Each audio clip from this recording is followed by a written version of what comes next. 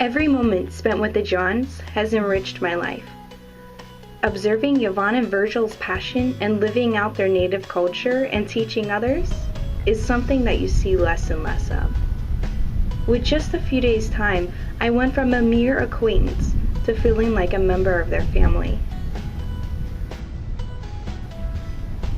Everything from how to catch and prepare fish and how to make a birch basket was all an amazing opportunity. But what I cherish most is how authentic Euvaughn and Virgil are in celebrating their culture. This family is one rich in their heritage.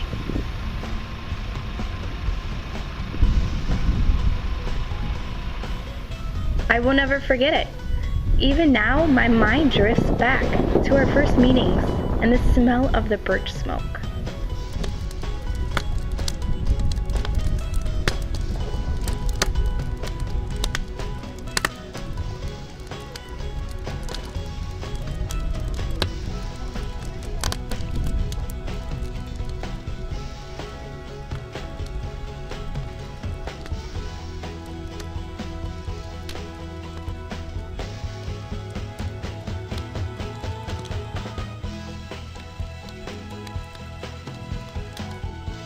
So you come in here and do your work? Yeah, And you can cook? yeah. I scrubbed it this morning Wow. and straightened up a little bit. Uh-huh. What do you like to cook in here? Moose meat, ducks, and fish. Whatever. Or out there, open fire. So I asked Euvaughn, how did the old ones store their food? Then I got a lesson in basket making.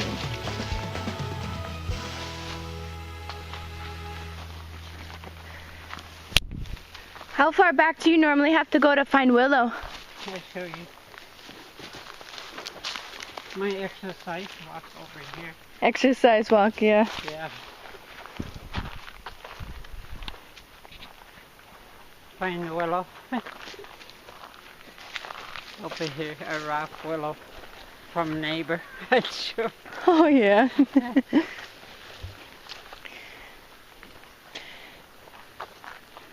Right there, let's get it. Like that. You can tell easily that Euvaughn's passion is keeping her culture alive and to show the next generation how to keep that heritage intact. And what do you use this for? Around the rim. Around the rims Yeah. of the But I'll baskets? show you. I just want to know which one I'm gonna use. Okay, got it. Alright. Thank you. That's it, I guess, for now. Do many other people in the village make baskets? My sister Joyce. Yeah. So with baskets you use birch, willow, Tree root. and tree roots. A Yeah. special kind of tree root? Yeah, like that. Spruce. Spruce tree roots. Yeah, you go under. You get that big tree out yourself? So when Euvaughn told me about gathering the roots from the spruce trees, I couldn't imagine how she in her mid-80s would get on her hands and knees to get spruce roots just for the baskets. The hard work behind all this was more than I imagined, but Euvaughn, she's a strong one. So you gotta peel this bark. You see it? And what is the willow used for in the basket? Around the basket rim. To hold it together? Mm-hmm. Some use it like that with bark there. So, but me, I peeled. You like that look better. Mm-hmm. Who taught you how to make baskets? Old Athabascan. I stayed in camp with her and took care of her and take care of her fish, you know, and make smoke on her and put it away. I took care of her, clean her tent, because she's very, very sick. And make her steam bath, cook. I did everything so I can learn this, how to do in our culture. Could learn our way about food and everything. And what was your friend's name who taught you how to make the baskets? Her name, Jessie David. It's Jessie. Roy David mom. She passed on years back.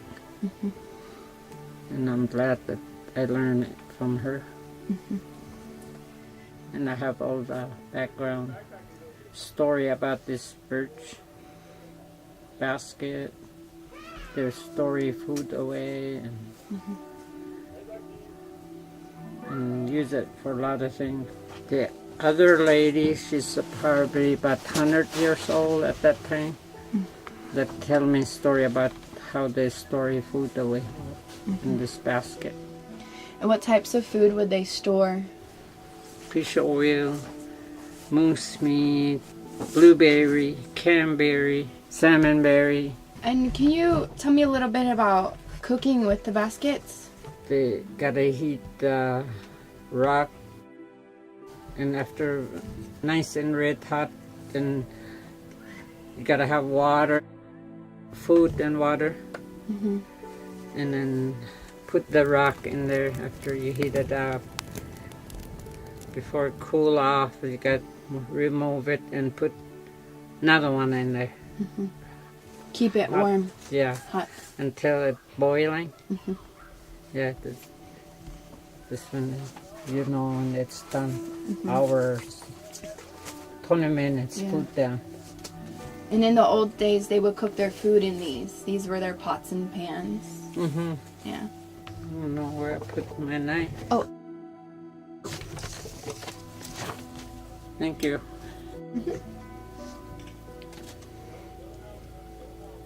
Athabascan say, Sini. Thank Sini. you. Sini. Cindy. That means thank you. How would you say this in your language, what you're making? Kintak. Kintak. You say it. I split it to make it so it could bend over. I used to use those straight willow like that. You're getting it as straight as you can. Pretty close. Oh. Now I put clothespin. What would they use back in the day? No, not clothespin. They put stitches on. Easier now, huh? Yeah, that's Yes. easier. Faster.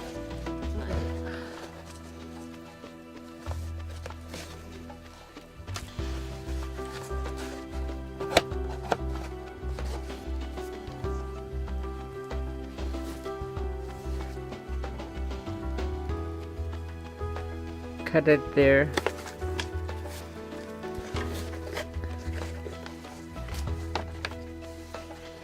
Now get it ready for stitches.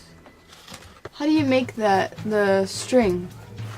That's what I say. We pull it and split it and we roll it to put it away. What is that made out of? This one? Tree roots. Is there a certain type of tree you use? Spruce. Spruce trees. So somebody will go out and dig up a spruce tree. Yeah, that'll work. And I use this design for basket too. With it, Why do you like them? so it don't break. See, you won't. So they're more pliable. Yeah, it'll break. How long do you let them soak for? Not too long. Soon as it gets soft.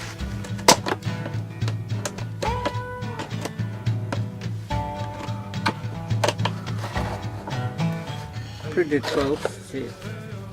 So when you were growing up, like, what did you want to do? How did you find what your specialty was? First, I thought I'd be an artist, like drawing. I tried that, and I lost interest in it. Next, I thought I'll be making quilts, like blankets. I'm not interested. So finally, birch bark basket and tree root and beadwork.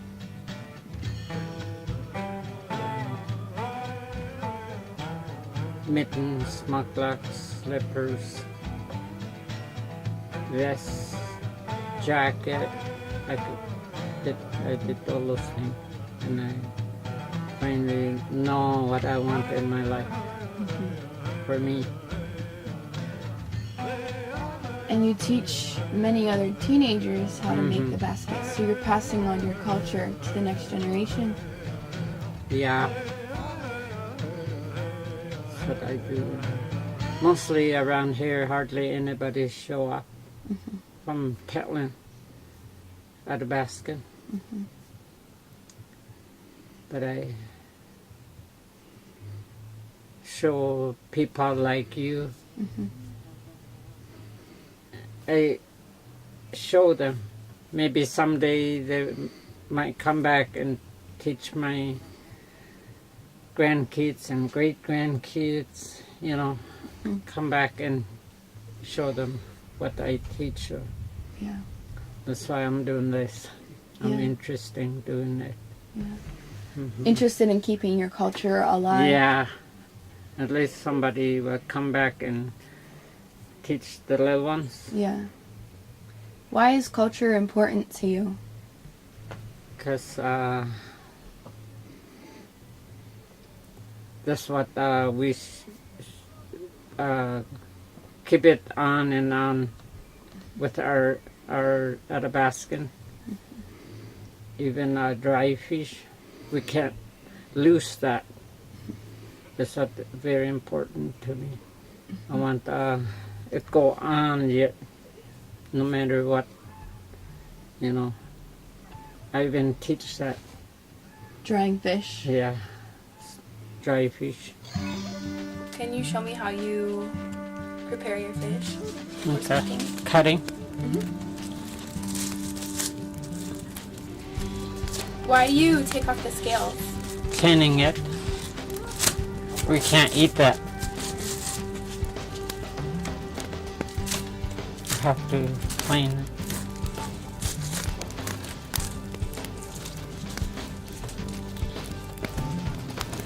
Fish knife, we call it. Yeah. Virgil. Virgil? Yeah. That means fish knife. And I made that with a mouse horn handle here. You made that knife?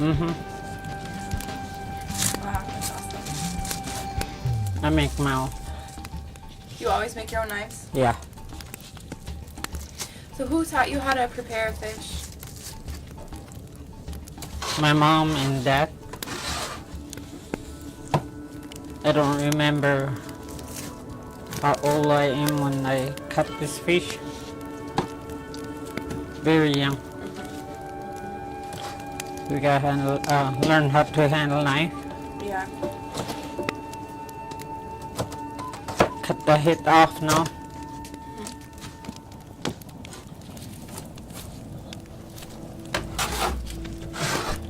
Clean that blood away. It's the back side we do first. That's how I've been taught.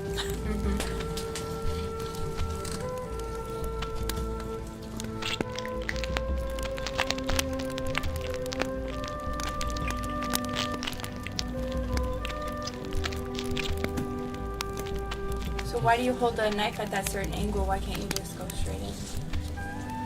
Because you cut the bone here. If you go right straight in. Through here. So cut the meat so bug and stuff don't get to it. get it dry and nice to eat.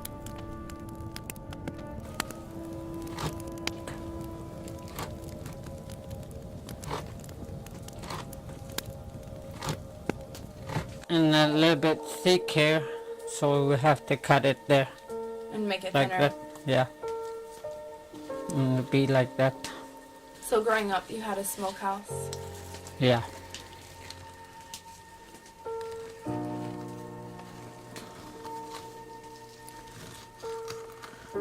Let me show you how I sharpen my knife, Yeah.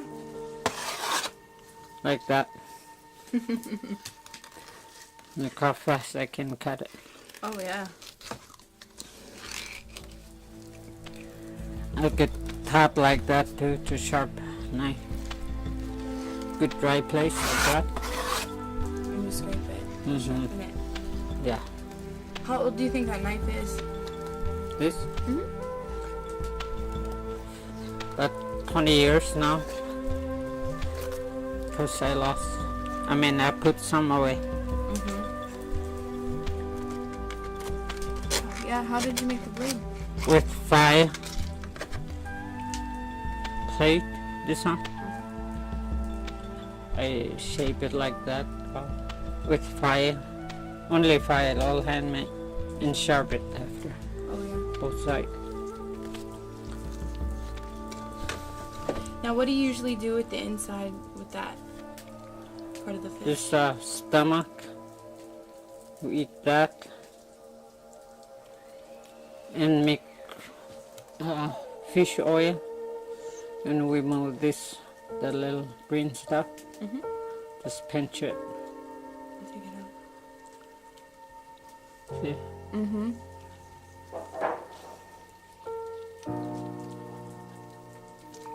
And how do you make fish oil from the stomach? Fry it. And what do you use with your fish oil? I use it for everything like vegetable and carrots turn out, and cabbage, lettuce, all the vegetable. You eat it with fish oil. And moose meat, dry moose meat, we eat it with. And Dipped in oil or yeah, dip it in soaked in oil. Yeah. Or macaroni. Macaroni. And with fish oil, we fry biscuits and stuff.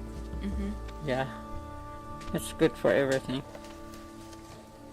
Cut it like that. Very near over here, Tetland, because it's too hot. If you didn't cut it right, it'll turn darker, black And it would spoil. or green. Yeah, it'll spoil. You can't eat it. Oh, this makes it dry faster. It don't taste good. So after you hang it up, what do you do with the fish to dry it? We keep turning it about 3 times a day, so no bugs or anything get to it. And how long does it take to dry it, a fish normally? 3-4 days, and hang it like that. Okay. I let you cut. Here's the knife, And and then hold the hit. hold Just over here? now, you cut your hand like that. Okay. Colors like that. Start from here. From here? Taking off all the scales. Yeah. Throw it away in that. I'm not supposed to do it that way. Uh-huh. Okay, so I just push hard. Yeah. It normally takes you just a few seconds to scale the fish. Okay. Cut the head out. So that's all done now, scaled. And how do I cut the head off? I thought you watched me. Okay. Cut the neck off. Okay, so start right here Mm-hmm. and then go to the right.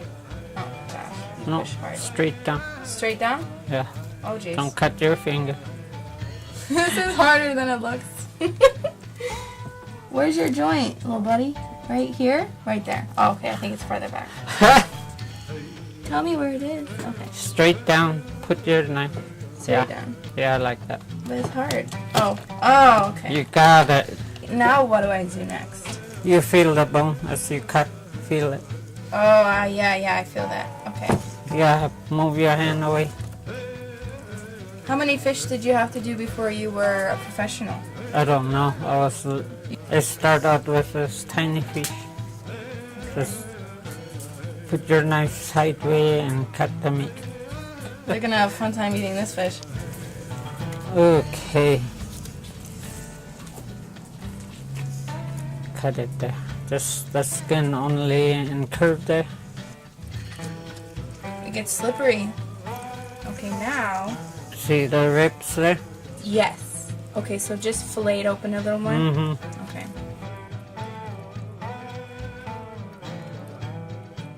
So you gotta follow the rib on bone. Yeah. This is harder than it looks. More? Till you open the guts. Just cut it down. Through? No, like I did. Oh, like you did. I see. Okay. Yeah. It's alright. How come this took you like 2 minutes and it's taking me a half an hour? Like that? If you don't do right, it'll spoil right away. Oh no. It's good. Don't cut the skin. You could feel it when you cut it. Okay. Okay, cut it all the way down, like strip. One more time. Just follow the edge of bone there. Follow the edge of the ribs. Yeah. Okay. Okay, now look. Which? Don't lick your finger. Oh, yeah. My hands are gonna smell wonderful tonight. Alright. Let's hang our fish up. Alright, time to hang them up so they can dry. And I'll show you how to hang up. Come here. See, like that, fat side up. Okay, the fat side up. Oops. Okay, right next to me. And then you just, Yeah, just Okay. put it over the pool. so you just Yeah, like that. Oh, look at my fish. Buy your fish. Thank Yeah. you, Euvaughn. Yeah, fresh there. And half dry here. Half dry. Now, what's half dry mean? Half dry, couple days smoke, 3 days smoke. 3 days? Yeah. Okay. And either you could put it in freezer. Today we have freezer, so. And next we like 3-4 days smoke dry. We put it up like that. We put little stick through it and see we put that. Yeah, after take down from that and make it into like this and hang it ready to eat dry. And what's the screen for? And just put it up. What It's is? the willow. It's willow? Okay. So this is still drying some. Yeah. And it's this- ready to put it It's ready away. to put onto that? Okay. Yeah. All right. Put it in a nice box and put it away. Yeah. And eat it. Yeah, this winter. Can we have some of the half dry for dinner tonight? Yeah. Great. I know only 2 of my granddaughters that can cut like how I'm cutting it. So far I know. Yeah. And that's important because it sustains you through the winter. It feeds you. Yeah. You don't go hungry. It's really good to learn all those things put away. Especially over here, Thailand, it's not easy to make a living, but you have to learn how to go out and get your own food. Our culture way. And I learned this all my life. That's how I live all my life. and raise up my kids like that. Our food. To be able to provide for themselves. I'm still doing it. After 3 years, I was sick and I'm hungry for those dry fish. I never get it. Yeah, yeah. I get it from younger people, but Dried fish. it's not taste same like mine. Yeah. I don't know, but It's the way you cut it and stuff that makes it. Probably they're using different wood and The stuff. wood. And I used to been around in woods with boat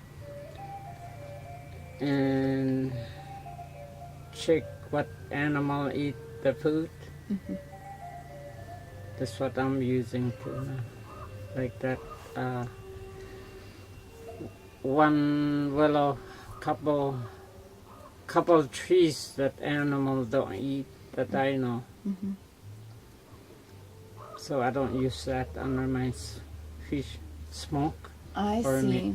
You use the trees that animals like to eat Yeah. the bark of Yeah.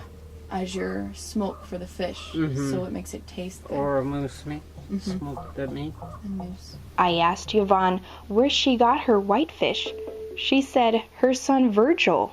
So I went with Virgil over the next few days, and he showed me his tricks of the trade.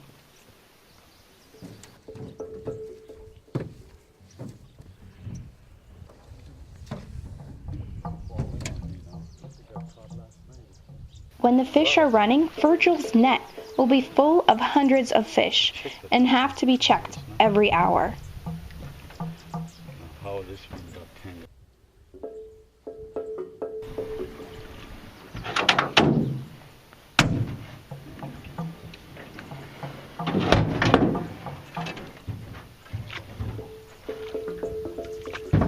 This one, huh? Oh, another one. Ooh.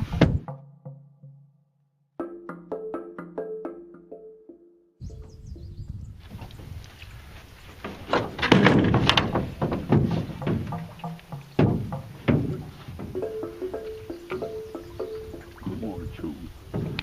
Who said two? My daughter? Yeah, your daughter did. She's right. After checking his net, Virgil took me to check the fish trap that he made.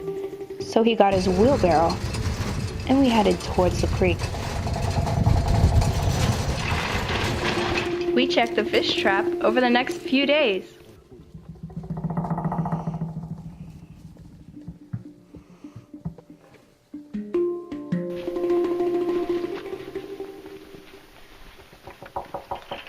Virgil set up a bottleneck area for the fish to swim into his trap. Oh, there's waves in there, so there is fish swimming.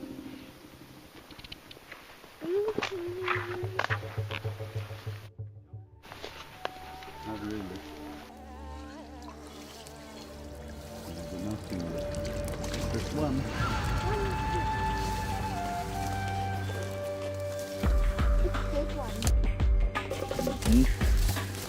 Huge one.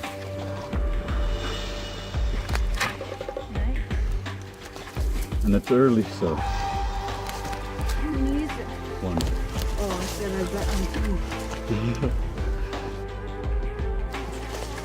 About 11:30, we'll have about 14 or 15 at a time. He told me the fish run is just a few more days away. When the water warms up, the fish come down the creek and are caught in the trap. Virgil's son and daughter enjoy being Dad's help with catching the fish.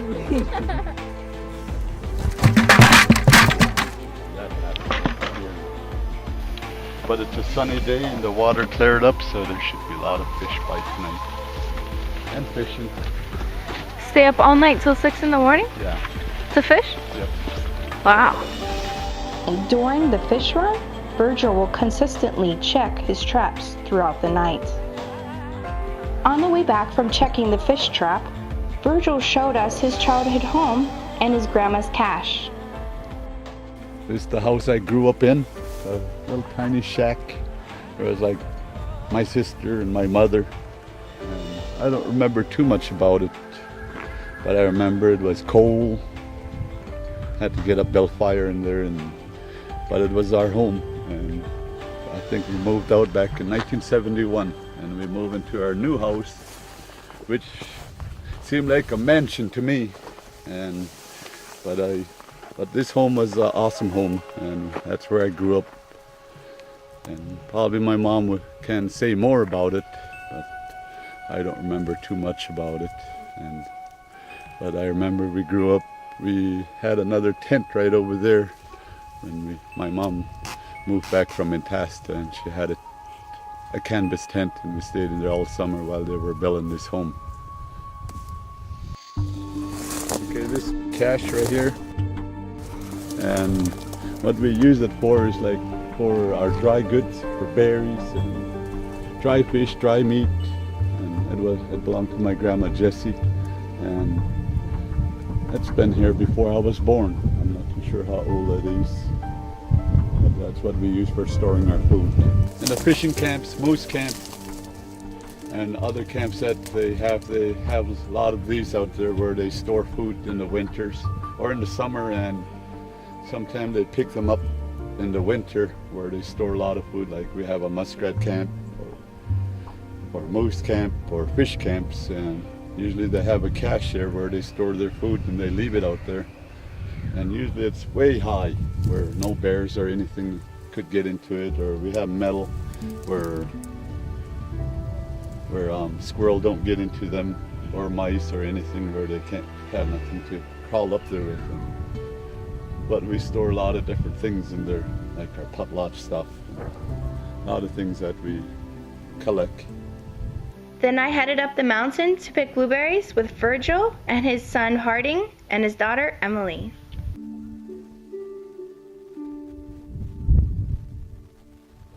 Yeah. Okay, the berries, we save it and preserve it, and save it for winter time, and we would just cook it and eat it, probably with pancakes or moose meat. And it's good for like medicine too. Eat it, keep you healthy. It's got good vitamins. It's all natural. There's no pesticide or anything in it. It's all just naturally grown. We cook it with pancakes or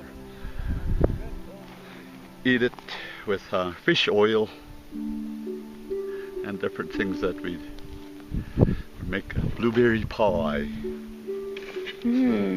What other kind of berries? There's cranberries, there's high bush berries,